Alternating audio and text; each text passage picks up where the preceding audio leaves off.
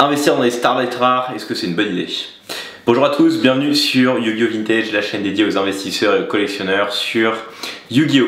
Aujourd'hui on va parler des Starlight rares. Je vais vous donner ma vision sur les perspectives d'investissement sur ces nouvelles raretés que Konami commence à nous sortir à l'appel. Avant toute chose, n'oubliez pas de vous abonner à la chaîne de Yu-Gi-Oh! Vintage. On est presque 1000 abonnés à l'heure où je tourne cette vidéo. Ce serait cool qu'on arrive à 1000. Ça vous a quand même commencé à dire qu'il y a un petit embryon de choses qui se passent sur le marché des cartes Yu-Gi-Oh! En France. Donc ça serait cool pour la communauté. Donc allez, smashez-moi ce bouton abonné, qu'on passe les 1000. Aussi, rejoignez le Discord.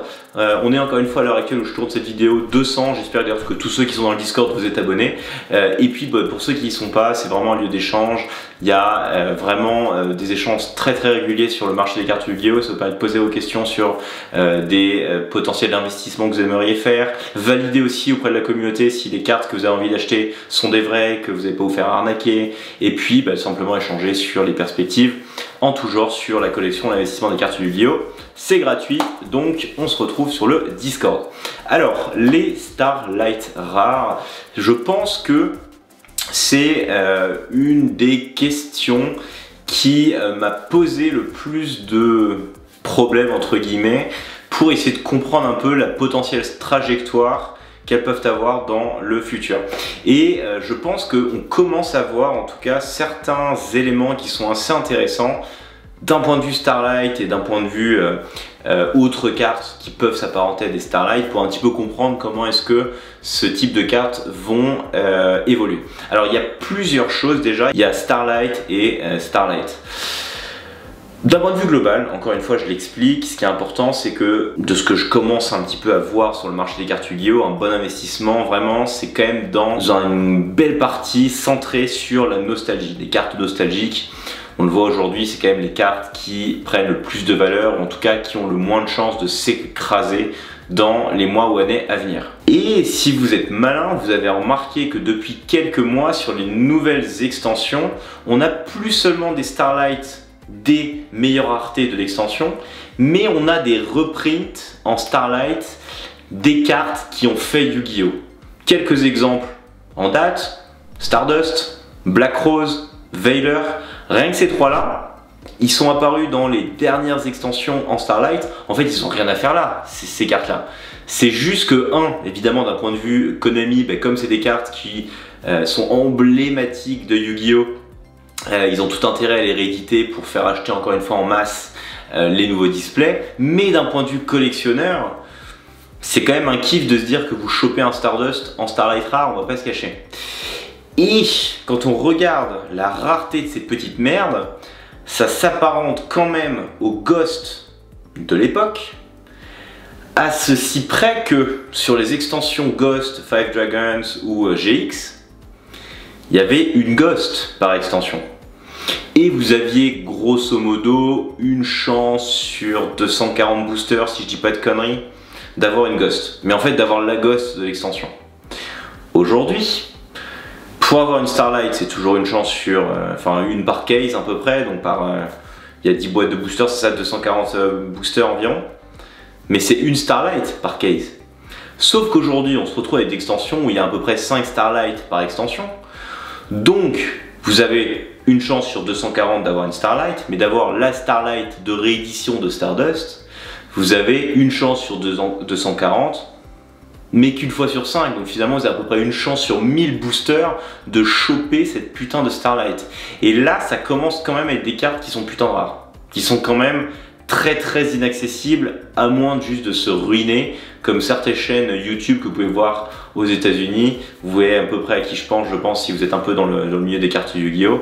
Bref, ouvrir 2500 boosters avant de tomber sur votre Stardust, ou évidemment l'acheter au prix fort. Bref, bon, je fais des digressions. Tout ça pour dire que ces cartes, elles ont quand même des staples d'investissement assez intéressants. Elles sont extrêmement rares. Elles ont forcément cet impact nostalgique des juste monstres emblématiques de Yu-Gi-Oh! Et elles sont dans des raretés sympas, c'est-à-dire qu'elles sont vraiment belles. Starlight rare, c'est quand même des raretés qui sont cool. Tout ça pour dire que quand aujourd'hui vous ouvrez une Starlight de ces rééditions, il y a quand même des chances que vous soyez tombé sur des pépites les mecs. Je m'explique. Quand on regarde aujourd'hui la croissance des cartes les plus rares d'il y a 10 ans, à savoir les Ghosts. Les Ghosts aujourd'hui c'est quand même des valeurs sûres, c'est des cartes qui ont pris énormément de valeur, non seulement parce que les Ghosts en parfait état c'est assez rare, il y a beaucoup de défauts d'impression sur les Ghosts, et aussi tout simplement parce que ça reste des cartes emblématiques des extensions GX 5 Dragons, et donc c'est des cartes que beaucoup de collectionneurs souhaitent avoir aujourd'hui dans leur collection, remettre la main dessus, et donc les prix s'envolent. Mais pourquoi ce serait pas pareil du coup sur les Starlight rares qui ont marqué l'histoire de Yu-Gi-Oh? Aujourd'hui en fait je vois pas trop de contre-indications à ça. Dans 10 ans, il y a quand même des chances que ces cartes-là, elles prennent de la valeur quasiment systématiquement, rien que par le fait qu'elles soient extrêmement rares et qu'elles aient quand même cet impact nostalgique. Je veux dire aujourd'hui, il y a forcément des mecs qui veulent avoir toutes les raretés Stardust, par exemple. Ces mecs-là, ils seront toujours là dans 10 ans. Et ils ont envie d'avoir Stardust en Starlight. Et ils vont probablement être prêts à mettre beaucoup d'argent. Donc, je pense que ces nouvelles Starlight qu'on voit apparaître sur le marché des cartes Yu-Gi-Oh! Il y a clairement un intérêt à en prendre une ou deux en termes d'investissement. Alors comme d'habitude, c'est des cartes qui valent très cher. Est-ce qu'aujourd'hui, aller claquer 500, 600, 1000 balles dans un Stardust Starlight, est-ce que ça équivaut à aller claquer 1000 balles dans une carte P.S.A. 10 des premières extensions? Mon cœur, en tout cas, ira toujours aux cartes des premières extensions. Mais, toujours pareil, si vous souhaitez un peu diversifier, vous avez déjà fait pas mal d'achats sur des boosters scellés, sur des cartes des premières extensions, ça peut être pas mal de prendre un petit peu plus de risques et d'aller sur ce type de Starlight, déjà parce qu'elles sont vraiment cool, et en plus parce qu'il y a potentiellement un effet croissance qui peut intervenir dans les mois et années à venir. Donc, qu'est-ce que je suis en train de vous dire?